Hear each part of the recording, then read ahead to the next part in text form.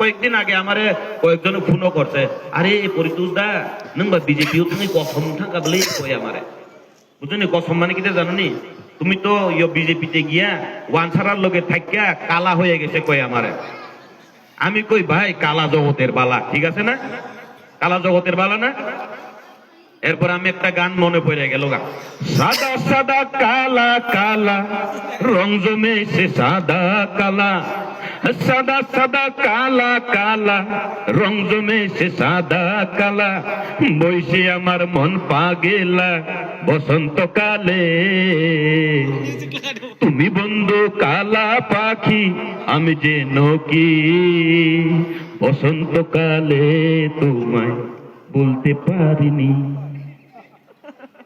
আমরা বলতামই না, আমরা সাদা কাইলা মিল্লা একদম সুন্দর ভাবে চলবো, আমরা বলতাম না কাউরে, কেউ আমরা ভালাইতাম না, ঠিক আছে না।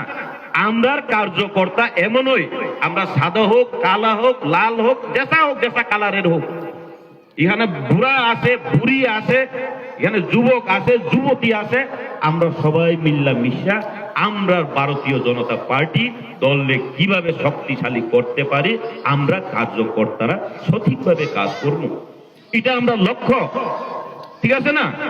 আমরা লক্ষ্য থাকা দরকার, আমরা লক্ষ্যের প্রয়োজন।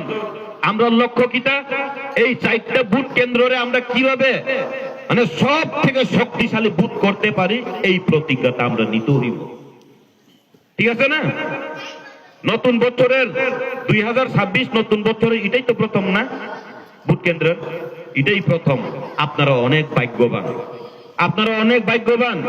আর আমি আজকে অনেক খুশি হয়েছি, ওই একজন ভাই আছে তার গ্রামের কয়েকজন লোকের সাথে আমার দেখা করাইছে, ওই ভাই বই রয়েছে এখানে, আর ওই দিকে 90 কানি নিয়ে কিনা জানেন কইছিল, 90 কানি, আর 90 কানির লোকেরা আরো বেশি কইরা বিজেপি দলে আইব কয়েকদিনের মধ্যে, না কয়েকদিনের মধ্যে আরো বেশি করে আইব। আর ওরাও দন্য হেরাও দন্য যে এমন এমডিসি পাইছে কথা দিয়ে কথা রাখে। আমরা এমডিসি লেগে একটা হাত তালি দেই।